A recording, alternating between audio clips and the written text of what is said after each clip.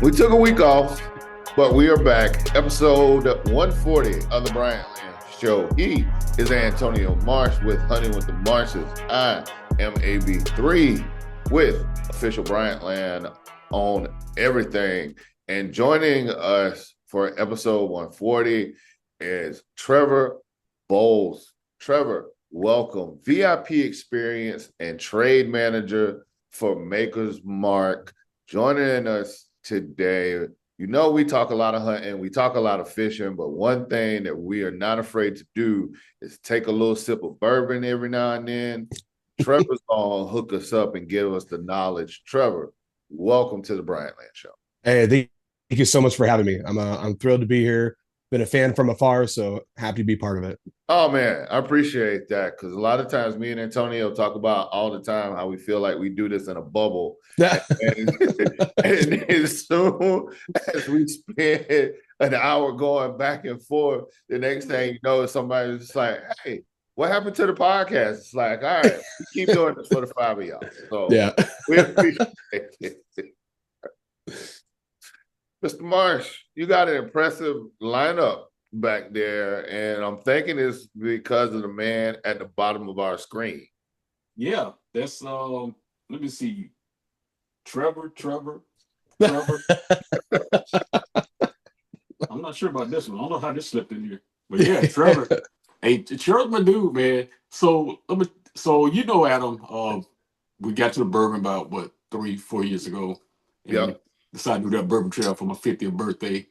So how I came across Trevor was the first time we went. And I'm gonna tell you, anybody out there who's gonna do this bourbon trail, it's not one of those things where you just walk up to a distillery and think you're gonna walk in. That's not how it's gonna happen. So when we did that first go around, I knew there was a few was gonna be hard to get into, but you know my wife Kimberly, she don't do a lot of stuff, but when she does say, "Hey, I want to do something," then I got to try to make it happen. Right. So Maker's Mark was one of the distilleries that she wanted to do. So the first go around, when I went to go book, I could not get in there. Everything was sold out. And I was like, oh God. So now I said, look, we got to, on the second trip, I'm gonna make sure we get this Maker's Mark distillery in. So I got it booked. So here's how we ended up meeting Trevor. So I know you've heard me talk about a Mandolin, who's the director of the Kentucky Bourbon Trail. Yeah. So when we were heading up there, we flew into, I think it was Lexington that day. And I want to say we were in Atlanta, and she emailed me because I told her earlier, I says, hey, we're going back up there. Hope everything is going okay. Try to catch up with you. So she says, well, where are you going? And I'm just like, I don't have time to sit here and tell you one by one every distillery. So I just emailed her the whole list. So we got to Lexington, got to rent a car, went on our way. And I want to say it was either that first or second day we stopped in Makers. And Trevor, I don't even remember I think the Corvette convention was going on. Yeah. That same weekend. That was a busy parking lot. Yeah. Yeah. So we pulled up, we go check in. I was okay, I got it, Maker's Mark. I done my part. I have not failed her. So we got a drink at the bar, and so we went around. So we getting a drink, and the drinks are impressive at Maker's Mark if you get a chance to go at them. So we're at the bar and get my drink. I'm sitting there having a good time, and all of a sudden I hear over the speaker it said, "Antonio Marsh, please report to the customer service desk." Man, like the principal's office is the exactly. So the first thing Kimberly does, she says, "What the hell you do? We ain't even been here 15 minutes." So I go in there, and the lady says, Mr. Marsh? I said, yeah. She says, listen, do not go on your tour. We have a VIP experience set up for you. And I think it was a Mandolin. I don't know if she emailed you, called you guys, or whatever happened. She reached out, yeah. So my wife and I sitting there looking around like, are you serious? So it was like, cool. So now everybody was looking at us like, who the hell is this guy? Celebrities, yeah. So we go, and we stand there, and we're waiting. We say, okay, one for the Marshes. So we're standing there. So Trevor comes around the corner, right? So Trevor says, hey, what's going on, Mr. Marsh? I said, yeah. So I said, hey, what's up, man? I said, I ain't seen you in like 8 years. So I started hugging him. He started hugging me back. He's like, yeah, man. So Trevor says, do we know each other? I'm glad somebody asked the question because that was my first. Like, wait a minute. So I was like, nah, man. So I just get you one. So Trevor, okay, so enjoy your drink, have a good time. I'll be back to get you in a minute. Okay, so we standing there. So Trevor comes back. He says, all right, Mr. March, you ready? I said, yeah. So we walk outside, walking past the group again. We go outside. Adam, why does Trevor have the Lexus SUV parked up front waiting on us, right? I said, oh man, my man Trevor. So Madeline reaches out to us, and Antonio's doing this a little, not doing service. When people come to Kentucky and they're doing the Bourbon Trail, come out for 2-3 days, and maybe they go to 5 distilleries in total. Yep. Maybe 2 distilleries a day. So Madeline reaches out and says, Kimberly and Antonio, they're doing the entire Bourbon Trail, and she sends me a snapshot of their agenda, and I'm like, what in the world? Like, spanning miles, covering the entire state, going from different places, landing at a distillery immediately afterwards. And I was like, man, like, that is incredible that that anyone wants to come visit Kentucky, spend some time on the trail, and we love working with the KDA and the Kentucky Bourbon Trail. And so when they say that they got a VIP in town, we respond. Yeah. Oh, yeah. Hey, absolutely, right? Because everybody wins in that. Wait a minute. Time out. I appreciate the dedication to the brand that pays you, but tell me you are not sipping as we're recording. At the time that we are recording, I'm currently enjoying a little bit of a double espresso. Okay. There's no Maker's Mark that's in here. Okay. I just saw the cup and I'm like, wait a minute. No. Yeah, so this my espresso cup. I got whiskey cups back here too, but yeah, that can be saved for later. And is that espresso cup, was that like a short barrel, like in the form of a barrel? Oh, I've never seen it like that before. No, this is a ceramic company in San Diego where I'm from. Okay. And they do incredible work. So no, but I'm gonna start telling people that. But look at it. That's what automatically like caught my eye. So it's like, that's awesome. So that brings up a great question though, because San Diego, you're from San Diego. How does one come from San Diego to Kentucky? It has to be a cultural shock. San Diego is still on my bucket list of places. I've been all over this country, but I've never been to San Diego, and I want to go. So one, how did you get what brought you from San Diego to Kentucky and got you into like bourbon? Yeah, so my journey with bourbon started while I was living in San Diego. I worked for Maker's Mark for a number of years in California. Okay. So I was doing So I was doing advocacy and educations and basically like doing events and doing different bar trainings and restaurants and whatnot. And it was great. I mean, I got to live, footsteps away from the beach. It was great. I was living in La Jolla, and just incredible experience. And born and raised there, incredible place to grow up. And started working for Maker's Mark, and the first time I ever came to Kentucky was for my onboarding. And I'm flying in, and there's this woman. I'm taking this red eye. This woman just talks to me the entire flight. Very kind, very just Southern hospitality, but just she really wants to talk to me. And so she's like, man, so you work in California, but you work for Maker's Mark and just promoting Kentucky bourbon in California? I was like, yeah, that's what it's all about. So we land, and she stands up and makes an announcement to the plane, not on a loudspeaker. She just stands up. She's like, hey, y'all. She's like, this young man works for Maker's Mark in California, and he's coming here for his onboarding, and he's going to make Kentuckians proud. And the whole plane starts clapping for me. And I was like, what is this? Yeah. And that was my kind of welcoming. So I was coming back and forth between California to Kentucky about 8 to 10 times a year. Oh wow. And every single time it came out, I love this place. And I talked to Rob Samuels. Um, he is our president. He is the grandson of the founders. He is absolutely incredible. And talking to him, he said, Trevor, you've had opportunities to talk about Maker's Mark all over, but I don't think you've had a chance to live it yet. And it was really encouraging and to move to Kentucky and be based at the distillery instead. So I made that move about 2 years ago. I've never been happier in my entire career to wake up and come to work. And that is such a gift. Not everybody gets to say that. Yep. Is it also really hard to surf in the Ohio River? Yeah. Yeah, probably not recommended. So there's some things that just don't go away, right?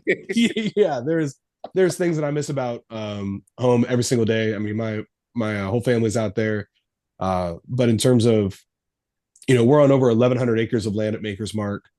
We're a zero landfill campus.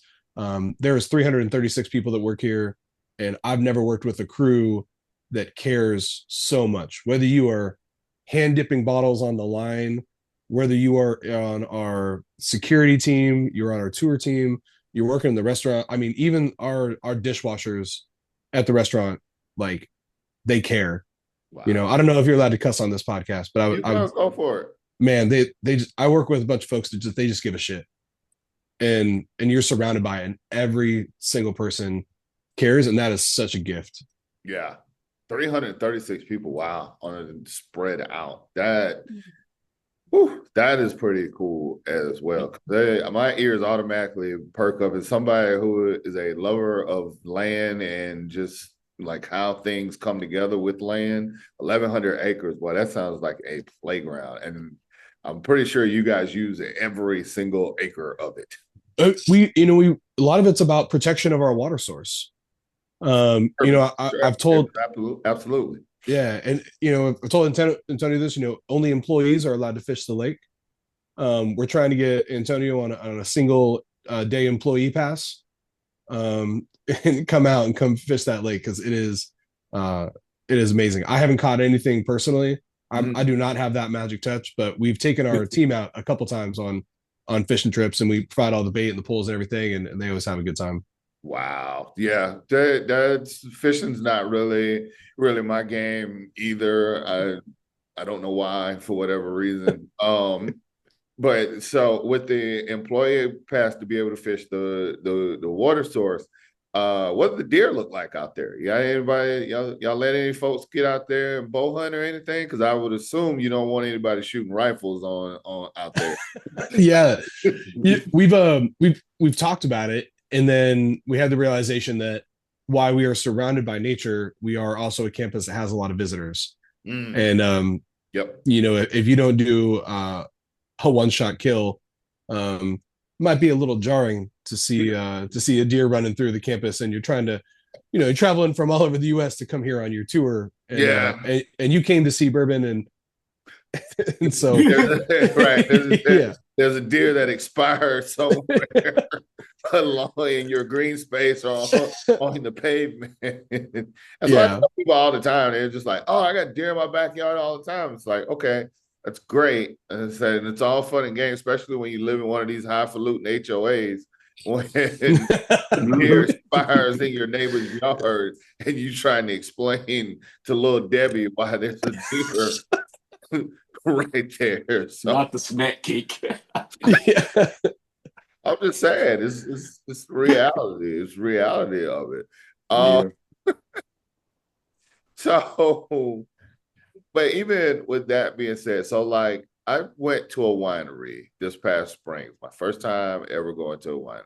Okay. Antonio is explained or talked to me about like the tour and what that's like. But like for everybody watching and listening, like what is a typical, let's start with a typical and then let's with the VIP experience. But what is a typical Bourbon Trail experience like? Because I know firsthand, like we had a pretty good VIP type experience at the winery. It was Ingle Nook out in California. Nice. And while we were getting the VIP treatment, I saw what the regular commoners were doing. So what? Let's start with what is the regular everyday person experience like, and then how does it amp up? And then we'll talk about the Marshes tour. Yeah. And Okay, see, there you go. like, There you go. Hey, when you live next to the mayor of Columbia, things happen. That's all. At Makers, we love to say that there's nothing that we do that is regular. So we don't have a regular tour. We call it our classic tour. And so I like that. You come to our visitor center, you get a little bit of history about the property. There's been bourbon distilled on our grounds since 1805.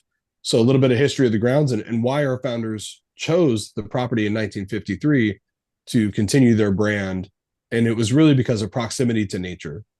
And so you get to hear all about that and why we chose this property. Makers is in the middle of nowhere. You're driving out there and some people say they get concerned because they're like, I haven't seen anything in a while. You're on 1-lane roads. Yeah, it is out there. And then you arrive and then you're just like, oh, this place it's pretty special. You go inside our distillery, you see every single part of production, from milling of the grains to mashing to fermentation. These giant cypress fermenters, that have been in that footprint for over 200 years. Because there was bourbon distilled on our ground since 1805, even though we purchased the property in the 50s. The history of the property is quite old. And then you walk through and you get to see our hand-made touches, right? We still make every single one of our labels by hand. We have a 1930s printing press that perforates all those labels that you see, all those beautiful labels on the back bar that we're seeing. Yeah. And you walk into a warehouse, and if you haven't walked into a bourbon barrel warehouse, I mean, you're surrounded by the smells. I wish that a candle company could actually capture that.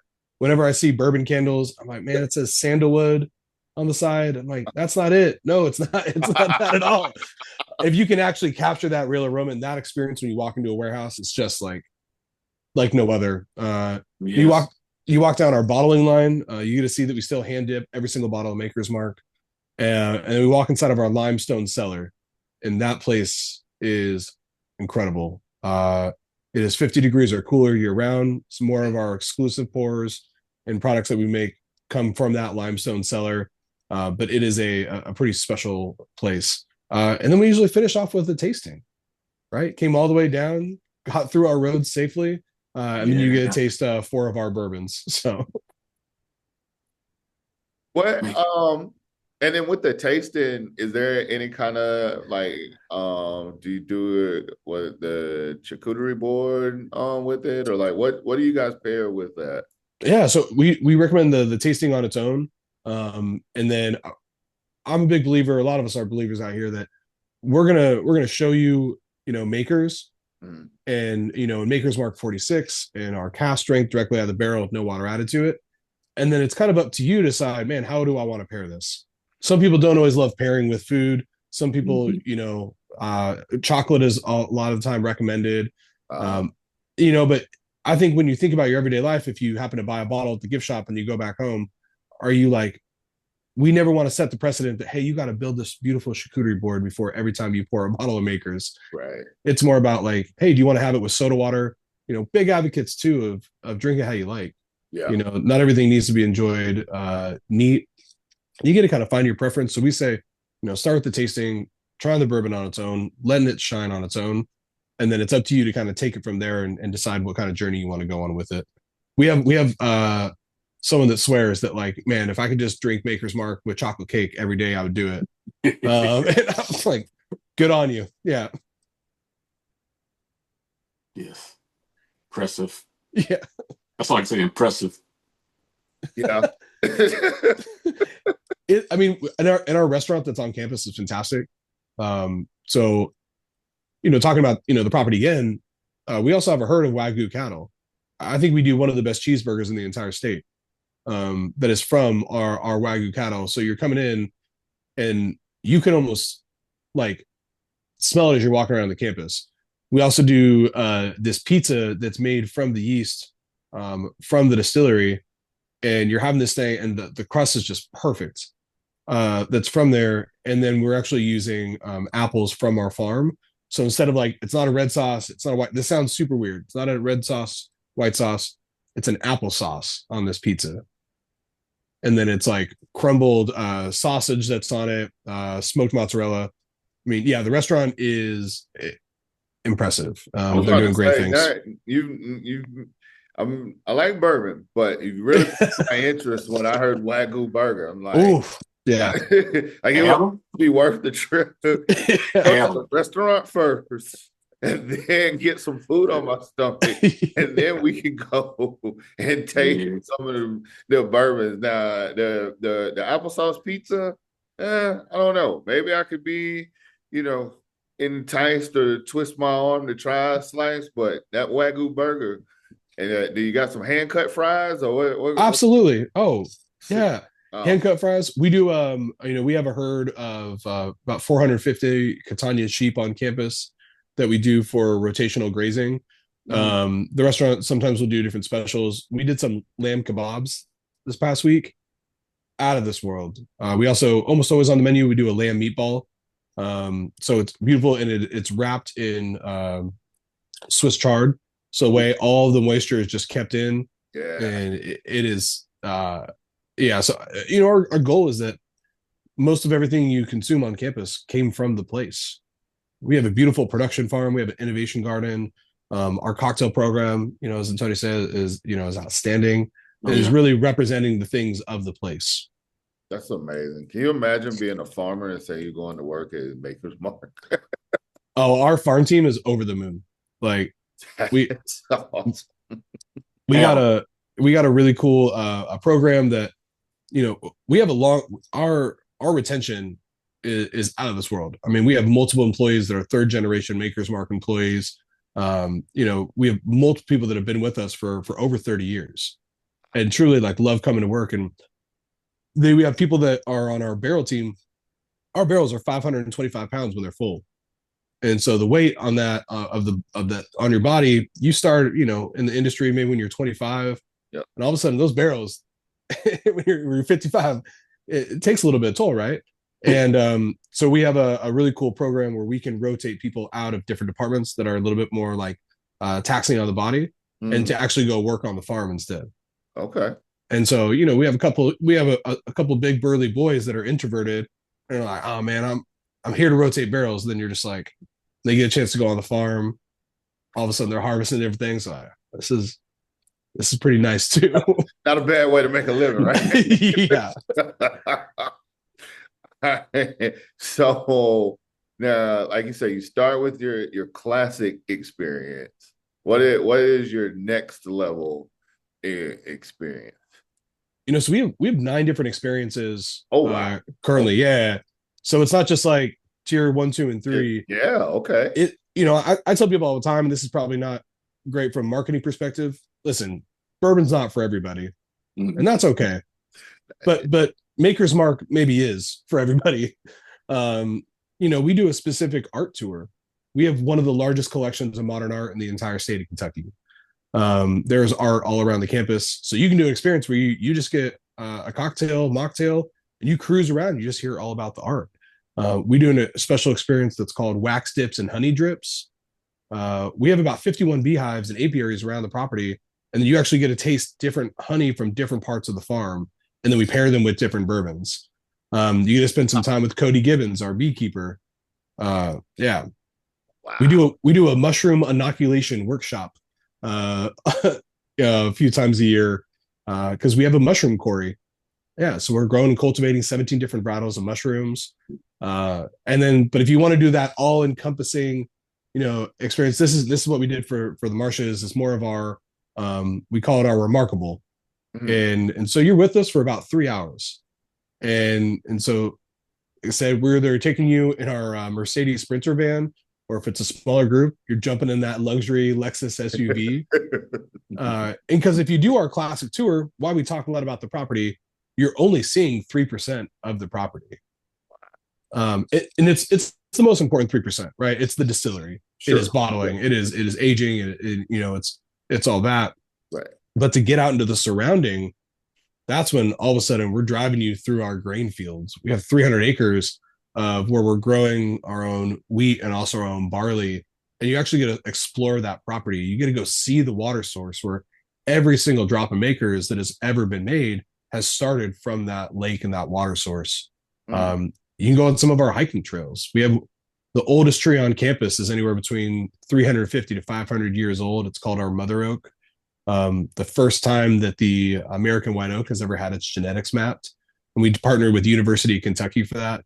So you go out there and like, you know, Ryan, I'm loving your face right now because when you grab a bottle of Makers off the shelf and you see that beautiful red wax and you know, oh, it's a very recognizable brand. Yep. But when people come to the property, they're like, whoa, like I didn't expect all of this as well.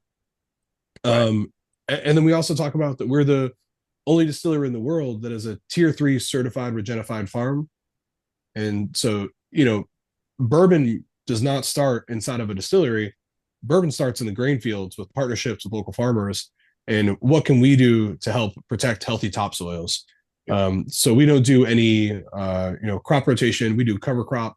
And so we're planting things that we have no intention of harvesting. Instead, we're sending through our Catanian sheep. They're going through essentially their organic lawnmowers. They're going down there and, and fertilizing that topsoil helps against like erosion and whatnot. And we partner with local farms to come to our property and kind of see what our farming techniques are. 1,100 acres, it's decent size, but it's not going to change the world.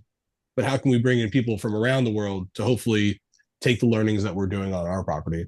Right. And that is the thing. Like I'm sitting here and I'm thinking as you're talking and you're explaining all of this, like it's not just bourbon. Like you said, you see the 3% and you come in and, and again, that's, it sounds like you got a little something for everybody. There are people that want to come in, they want to see how the bourbon's made, want to taste the bourbon, take the picture. Oh my God, we're here. Yeah. And then there's, people that would enjoy like the deep, like just having an art. Like I'm thinking about like my daughter and then like even the like the bees and stuff. That's just like very interesting. And seeing, like you said, the total experience from tip to tail, literally from the field to the table. Yeah. That's pretty impressive. That's pretty impressive. Like like I said, I would have never put all of that together when you talk about going on like a bourbon tour, touring a distillery. So that is pretty impressive. Yeah, it's a special place, and we love seeing visitors from all over, and I think we truly have an experience for everybody. Antonio, what else you got? Well, I'm gonna make a little bit. That Wagyu burger, jamming on the one. Okay. Really? Okay. Yes. Okay. All right. Number two, the impressive thing about Maker's Mark, when Trevor's talking about the staff and what Star Hill Farms, everything they do during COVID, you guys said you did not lay anybody off, did you? Yeah, so like I think our staff is special for a number of different reasons, but yeah, during the pandemic, we didn't let go of any of our team. We obviously weren't given tours. So a lot of our team was able to then be part of either passion projects. So some of them got to go work inside the distillery. Mm-hmm. Some of them, never skip leg day and they got to go rotate and move barrels, those 550-pound barrels. And then some of them got to start developing the property to where when we did reopen, all of a sudden, we've always had this element of nature when we would talk about it, but you can never experience it from like a tourism standpoint, and so they helped develop some of these trails in our mushroom quarry. We call it our mushroom quarry because the logs are growing near a rock quarry where the original foundation from the distillery was pulled from that quarry. And it's existed for years, but we've just never developed it. And so I think that's a big thing, too. Our average retention is incredible. Turnover over the last, couple of years is less than 3%. It's just like, I would say like everything we do and just about people first. And it's not just the way that this company treats its people, it's the way our people treat each other. I think that's what's really special. We had a woman that was on the bottling line struggling with cancer. a bunch of the people on the bottom line came together to do a chili cook-off to raise money. And so for, $5, you can get a bowl of chili. For $15, you can get a spoon and try everyone's. And those ladies on the bottom line, they're competitive, and bragging rights of who had the best chili was a big deal. But the bigger deal was, raising over $7,000 during a quick lunchtime for that family. And that was all employee led. And we do stuff like that all the time. That it's the true epicenter of the community, and how that the community and our distillery folks, how they stand up for each other, is like nothing else I've ever seen. The barrels, and you said, like moving the 500-pound barrel. So like you literally have guys and possibly gals that actually physically, like not with forklifts or anything like that, they're actually lifting and moving these full barrels? Yeah, so it works is more of like when they're pushing a barrel through a warehouse. Some of our warehouses are like almost as long as a football field. And so they will take a barrel and they will push it down row, and they do a push kick. And just a push kick, it will travel the entire length of a warehouse. Oh, wow. Yeah. It's where you get the force going. Yep. And, and when I was doing my onboarding, I got to work every single position for a day. And when I tried to push kick a barrel, it went about 14 feet. It was embarrassing. So I was like, all right, that's not what I'm meant for. But then, so we have elevators to take up to the top floors and whatnot. And then we also have, it's called a Jimmy Rick. And then that lifts the barrel to the second and the third Rick. Okay. So barrels are stacked 3 high on each floor. Yeah. I think the really impressive thing, though, is that you're holding the side of the barrel, and it's called clocking the barrel. So imagine you push the barrel in and it starts rotating, and then it lands, and you have to count how many rotations is it going to do to make sure that when it finally lands, that the bung where we fill the barrel up is always facing directly up right at 12 o'clock. So you need to know, is that barrel going 7 rotations in, 11 rotations in? And then as it goes, so like the really, really skilled ones, and they're the ones that are like really kind of moving it, working it to make sure that it's in the right position when you start the roll. And that's some of the best ones. And that's one person just holding the side of the barrel, rotating it, getting ready, and then pushing it in. We, a great time to come back is the International Barrel Rolling Competition. That's held in Bardstown in September. It's part of the Kentucky Bourbon Festival. Very, very proud to say that our team took first and third in the barrel rolling solo competition. So one person, that was a great time. All the different distilleries come out. The Maker's Mark fam rolls so deep. So we had, by far the biggest turnout of our employees coming to support. Some people got there, at 6 a.m. and started cooking breakfast for everybody. So you're rolling up, you're having breakfast burritos, cheering on your coworkers and your teammates. So I think that's a small example of like how we show up for each other. And they won big. You know what? Oh, so Adam, hold on, I'm sorry. So go ahead. I love what you said. So here's how big the Maker's Mark family is, Adam. So the last time we went, we stayed at I think it was the Fairfield Inn in Bardstown. And the manager or the guy leading at the front desk, we were talking. He said, "You done the distilleries?" I said, "Yeah, he said, "Where'd you go?" I said, "We just came back from Maker's Mark or whatever." He said, "You see Trevor?" I said, "Yeah." I said, "Actually, I did see Trevor." I said, "Man, you kidding me?" So I told Trevor, I said, "Trevor, I just met," I forgot the guy's name. Tim. Yeah. Yeah. At Maker's Mark, it said, or no, at Fairfield, Mary, I said, he used to work for Maker's Mark. Yeah. We had a great interaction. Honestly, yesterday, that a former employee was on a flight from Houston to Kentucky. And so she used to work for us in engineering. Now she works for Valvoline. And so she was on this flight, and she met this person from Colombia that was coming to the States for a special kind of chemo treatment. And they were like, he's like, I'm not really sure how much longer I have, so I want to do all the things I want to do. Coming from Colombia, loves bourbon. I was like, I got to go do the bourbon trail.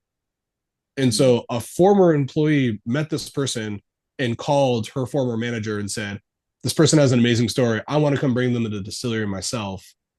And so we took them on a tour yesterday, and just when you have former employees that are also just jazzed about the brand, I think that says so much, right? Of Yeah. where, yeah, you meet someone in the airplane and you're like, oh, I got to get you to Maker's Mark because I'm a fan of it for life. You're like, I don't, you know, I'm trying to not be offensive to like a different company. Man, it's like if you worked fast food in your days, you're like, man, I got to take you back to that one McDonald's that I used to work at. Man, those fries like still hit. I got to make sure that you experience that. Right. I don't think that's happening as often as it does for Maker's employees. Right. Yeah.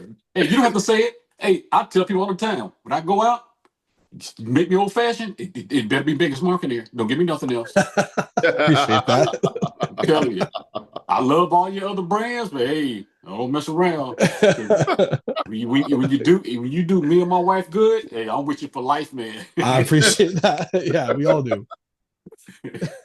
What would you say? Probably like somebody came in, and if they obviously you said, a lot of people, they do the 3%, do like the 3% part of the tour, but like, yeah, if the whole thing, what is probably the thing that gets people like the biggest wow factor? Is it in the distillery or is it something outside of the property? I think it really I'm is. sorry, not outside the property, but like outside of the distillery. Yeah. I think our biggest thing is our people, right? People will walk around and you're like, man, people are like smiling and they're happy to be here. So that can happen on the farm, that can happen inside the distillery. I think that's the biggest wow factor. I think too, it's also our distillery is pretty small. So when people walk in here, they look around, they're like, all of Maker's Mark is made here? Like, where's the other distillery? This is like the one you show us on tours, right? And we're like, no, this is the model. Yeah. And we're like, it's all here. Every drop that's ever been distilled has been here. I think that when we go into our print shop and there are people that, were hand printing labels, and there's a 1930s printing press that is then coming down and was switched out for die cuts. And you have that perforated edge on the label of Maker's Mark. All of those are cut by hand. And when people walk into that, and no matter where that label goes to in the world, that was all done in this little, like this tiny print shop. And so I think that's the wow factor. But then I think there's also, there's different consumers all over. There's people that come in, they're like, wait, you guys are a zero landfill campus? Like, how? I'm like, we pulverize glass. We pulverize our glass. We're the recycling center for all of Marion County. So, business, residential, there's a group of nuns that live up the road. They bring us a shit ton of wine bottles. We pulverize those for them. I mean, nuns get after it. And so it is, I think that our story resonates with so many different people. Yeah. As you're coming down, Margie, our co-founder, it was her that wanted the place to be a historic landmark, so nothing would ever change. So there's people that just come in just to take photos, and just the campus on its own is it's great. And so you was turning the bottle upside down. Yeah. You think the dipping process is like? Oh, without a doubt. That, don't get me wrong, that VIP experience, that tour was phenomenal. But when you get to the room and everybody gets an opportunity to dip a bottle, it's a different atmosphere when you walk in there. I mean, it's people literally with their bottles sitting there like kids. You in line, and you get up there and you get all the wax, and then you dip in your bottle, and everybody like taking your picture with it. I'm telling you. That dip in the bottle to me is the pinnacle of any tour. I think it's Star Hill Farms and Maker's Mark. I'm telling you.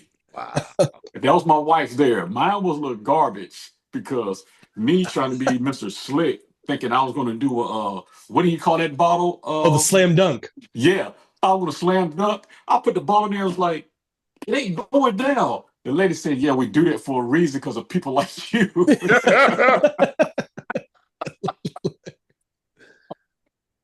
That is pretty cool though, because like you look at the bottle and I don't know, like you go in, you look at a bottle and it's like, oh, okay, that's pretty cool. And you just never like think about like, oh wow, they're actually, that's hand dip. You just figure that that's just a label and they just slap it on or whatever. It's like a cool like 3D press or something like that. But when you actually see it, but then like to know that, you go in and you get like this whole experience, that's really cool.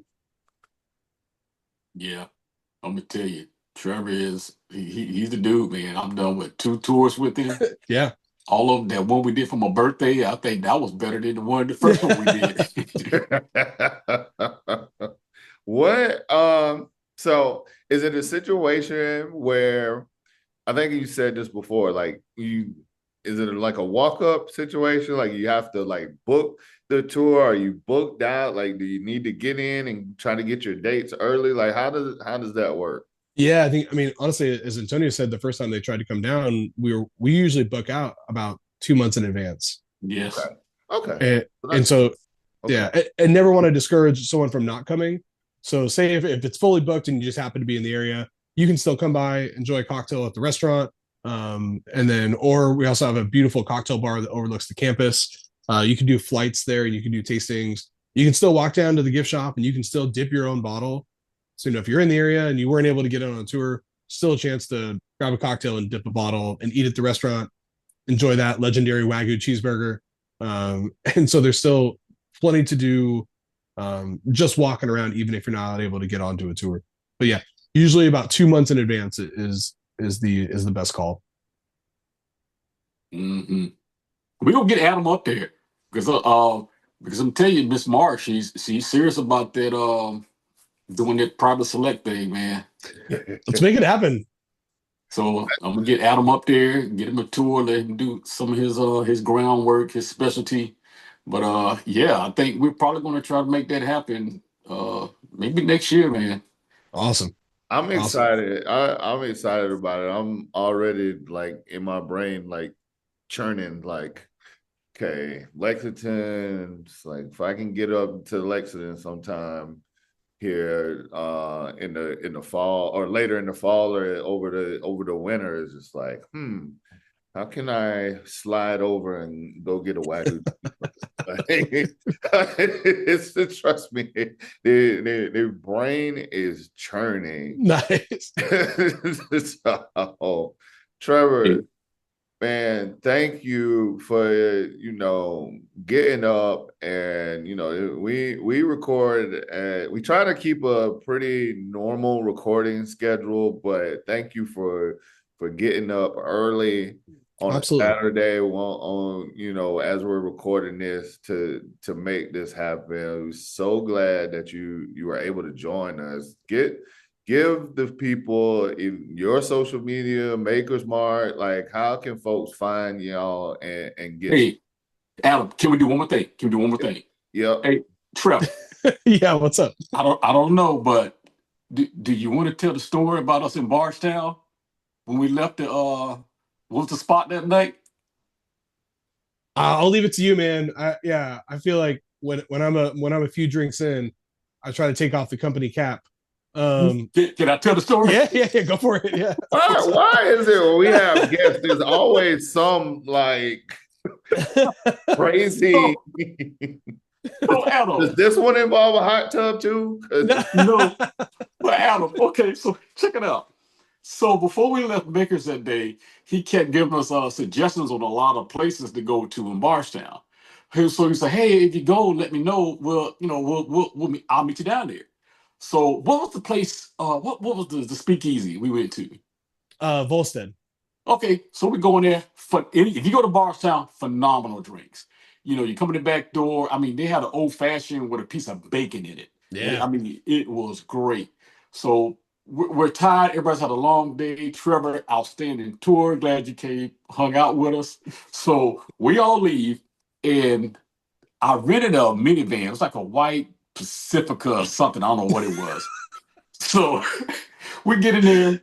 We're leaving. Get back to the hotel. So we're undressing, get ourselves together. And all of a sudden, my phone rings, and I see it's Trevor. So I was like, "What? Oh my God, what the hell's going on? Did something happen?"